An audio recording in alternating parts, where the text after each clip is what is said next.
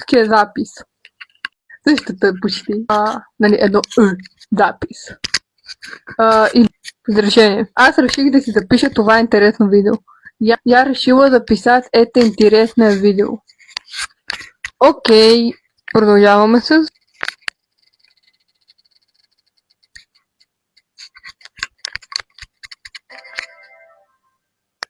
преход. Окей. Преход е переход. На руски. На руски, да. Сега кажем едно изречение от български на руски. Така. Преходите в CapCut са много разнообразни. На руски това ще бъде переходи в CapCut очень разнообразни. Чудесен пример даде Дани. Аз сега продължаваме с следващото. 3.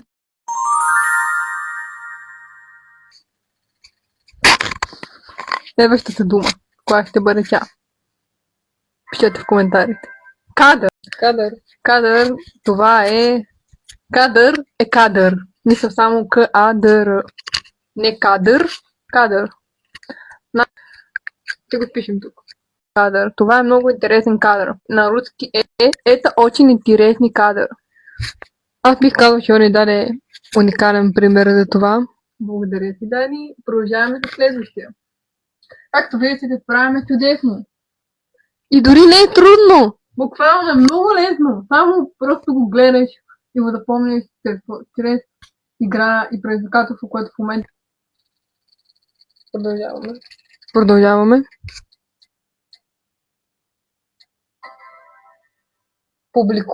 Публикувам. Да, много интересно. Тази дума може да се... Нали, най-често се използва в... Нали, да публикувам видео, да публикувам статия, да публикувам снимка или нещо този сорт. Така. На български ще го кажа. Видеото, което публикува в TikTok, събра много гледания. На руски ще бъде видео, което я публиковала в TikTok, набрало очень много просмотров. Чудесен пример дали Дани. Продължаваме следващия.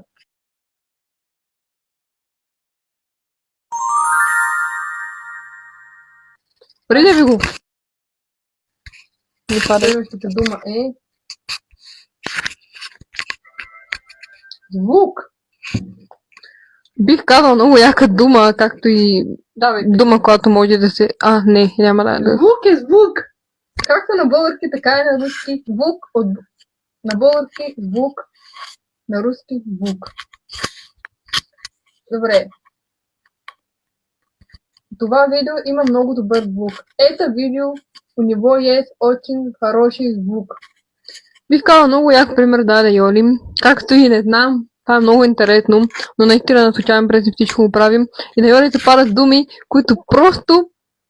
Те си звучат така, както на български, така и на руски.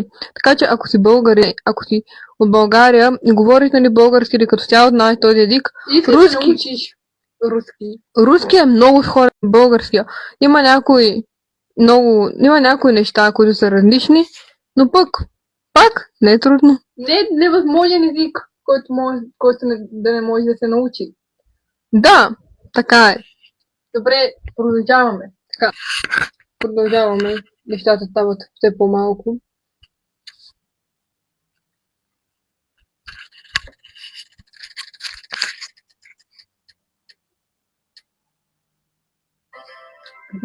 Снимка.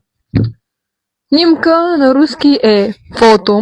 Малко звучи странно, но пък е интересно. Ще ви дам пример. На български. Снимката е великолепна. На руски това ще бъде ета фото великолепна е. Добре. Следващото.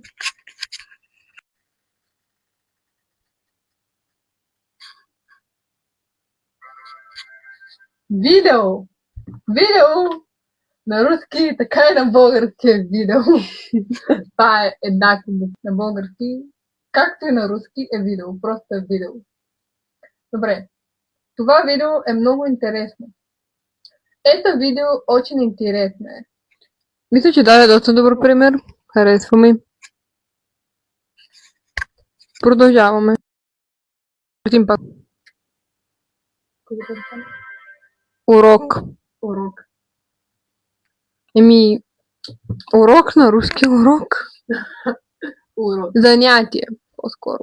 Така. Урок на руски занятие.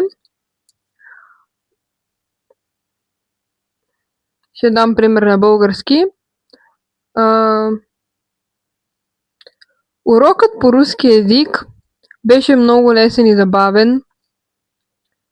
Это занятие по русском языке было очень веселое, так и забавное. И забавно е. И забавное. Окей, дай да уникален пример. И доста интересен. И сега продължаваме.